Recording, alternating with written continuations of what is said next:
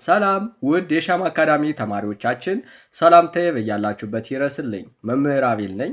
የዛሬው የትምህርታችን ክፍል የእንግሊዘኛ ቃላትን እንዴት በአማርኛ ድምጻቸው በመተካት እንዴት ማንበብ እንደሚቻል በቀላሉ አሳያችኋለሁ። አብራችሁን ቆይታ አድርጉ። ቀለል ያሉ ቃላቶች ናቸው።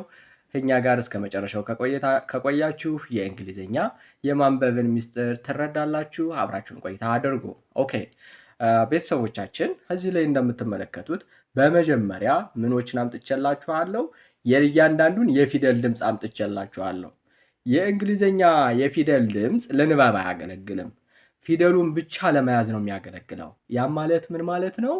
ኤ ቢ ሲ እያልኩ የምጠራው ድምፅ ለንባብ አይደለም የሚያገለግለው፣ ለፊደሉ መጠሪያነት ነው የሚያገለግለው፣ ወይም ደግሞ ፊደሉን ብቻ ለመያዝ ነው የሚያገለግለው።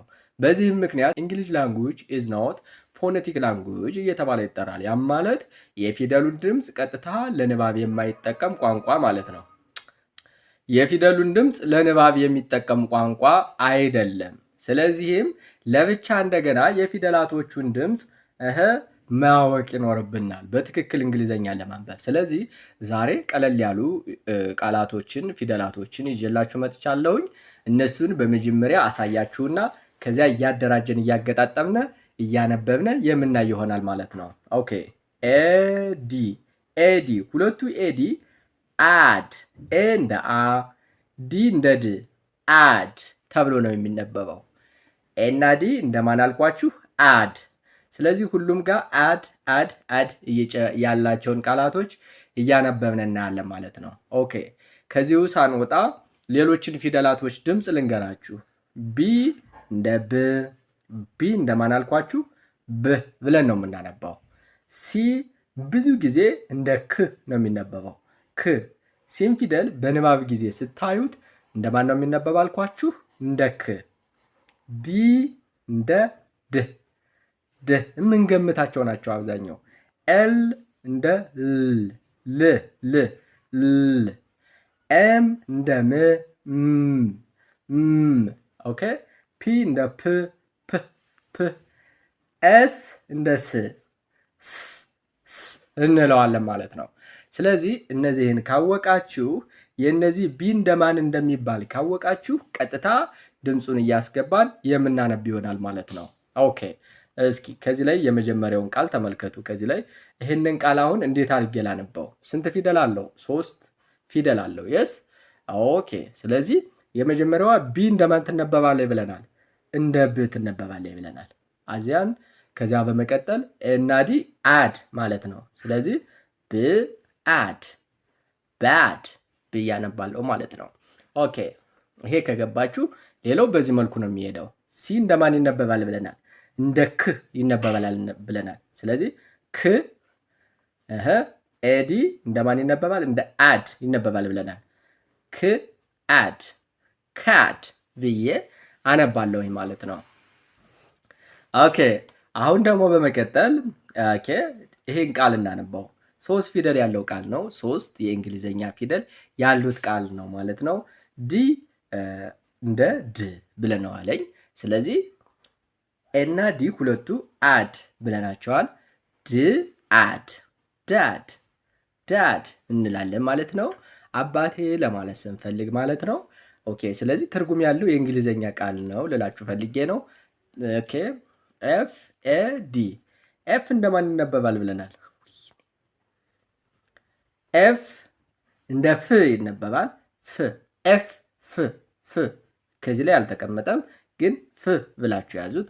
ኤፍ ከዚያን እና ዲ ሁለቱ አድ ብለነዋል።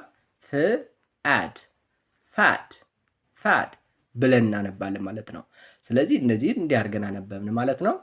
ባድ ካድ ዳድ ፋድ። ኦኬ ጉድ። እሺ አሁን ደግሞ የሚቀጥሉትን ቃላቶች እናነባለን ማለት ነው። ኤል ኤ ዲ ኤል እንደማን ይነበባል? እንደ ል። ኦኬ ስለዚህ ኤ እና ዲ ሁለቱ በአንድ ላይ አድ እንደሆኑ ተነጋግረናል ማለት ነው። ል አድ ላድ ይሆናል ማለት ነው።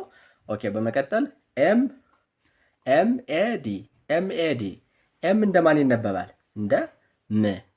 ኤና ዲ ሁለቱ አድ ብለነዋል ማለት ነው። ስለዚህ ምአድ ማድ ማድ እብድ እንደማለት ነው።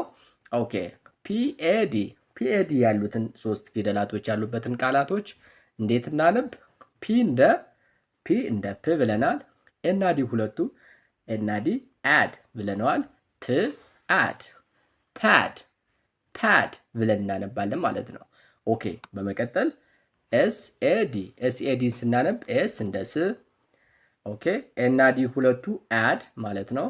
ስለዚህ አድ ሳድ ብለን እናነባለን ማለት ነው። ስለዚህ እንግሊዘኛ ማንበብ በጣም ቀላል ነው፣ ግን እንዴት እንደሆነ አካሄዱ ማወቅ አለብን ማለት ነው። በተለይ ለአማርኛ ተናጋሪዎች ወይም ደግሞ አማርኛ መጽሐፍ ማንበብ የምትችሉ በዚህ መልኩ ድምፁን ተረድታችሁ ስትማሩት የተሻለ ነው የሚሆነው ማለት ነው። እንደዚህ አድርጋችሁ እንድታነቡ ሁላችሁንም አበረታታለሁኝ ማለት ነው። ኦኬ በመቀጠልም እንደዚሁ አድርጌ ያሳያችኋለሁኝ። ኦኬ ሁሉም እንደምትመለከቷቸው ኤጂ መጨረሻ ያላቸው ናቸው። ይህ ለመለማመጃ እንዲሆናችሁ ብዬ ነው። እሺ ስለዚህ ኤና ጂ ሁለቱ በአንድ ላይ አግ፣ ኤ እንደ አ፣ ጂ እንደ ግ ነው የሚነበቡት። አግ ብለን እናነባለን ማለት ነው። ኦኬ ስለዚህ ቢ እንደ ብ፣ ኤች እንደ ህ፣ ኤን እንደ ን፣ አር እንደ ር፣ ኤስ እንደ ስ፣ ቲ እንደ ት፣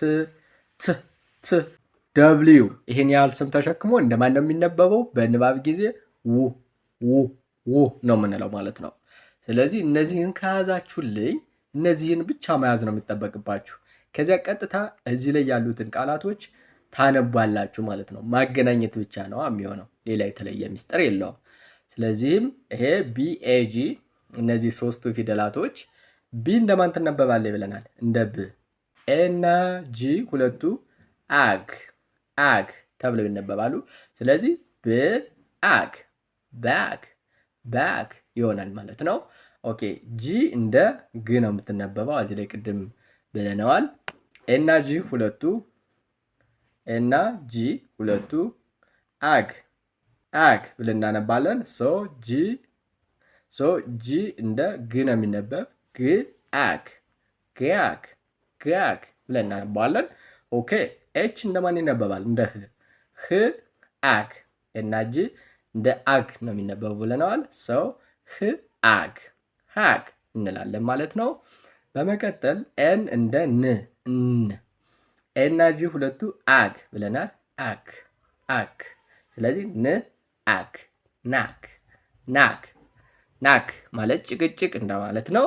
ኦኬ አር እንደ ር፣ ኤና ጂ ሁለቱ አግ ራግ ብለን እናነባለን ማለት ነው። ኤስ እንደማን ብለናል? ኤስ እንደ ስ፣ ኤና ጂ ሁለቱ በአንድ ላይ ሳግ እንላለን ማለት ነው። ኦኬ ቲኤጂ ቲ እንደ ት፣ ኤና ጂ እንደ አግ ታግ እንላለን ማለት ነው። ደብሊው እንደ ው፣ ኤና ጂ ሁለቱ በአንድ ላይ ዋግ እንላለን ማለት ነው። ስለዚህ አግ፣ አግ፣ አግ፣ አግ፣ አግ፣ አግ፣ አግ፣ ዋግ ብለን በዚህ መልኩ ማንበብ እንችላለን ማለት ነው። ስለዚህ በቀላሉ እንደዚህ አድርጋችሁ እንድታነቡ የአማርኛውን ትርጉም በትክክል እየተረዳችሁ እንድታነቡ በዚህ መልኩ እንግሊዘኛን ማንበብ እንድትችሉ አበረታታችኋለሁ ማለት ነው። በዚህ መልኩ እንድታጠኑ አበረታታችኋለሁኝ። ኦኬ በመቀጠል ደግሞ እነዚህን ቃላቶች እንደምትመለከቷቸው ቀይ ቀለም የተጻፉት ፊደላቶች በሙሉ ኤና ኤም ናቸው። ኤና ኤም ሁለቱ አም፣ ኤ እንደ አ፣ ኤም እንደ ም፣ አም ነው የሚባሉት። ስለዚህ አም መጨረሻ ላይ ያላቸውን ቃላቶች ደግሞ እያነበብነ የምንመለከት ይሆናል ማለት ነው።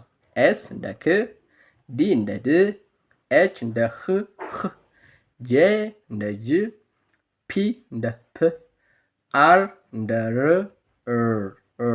ኤስ እንደ ስ ስ፣ ዋይ እንደ ይ ብለን ፊደላቶቹን ካየን በኋላ እነዚህን ፊደላቶች በትክክል እነዚህን ፊደላቶች ድምፅ ትርጉም ከተረዳችሁ ቀጥታ እዚህ ላይ ያሉትን ቃላቶች ሁሉ ማንበብ ትችላላችሁ ማለት ነው።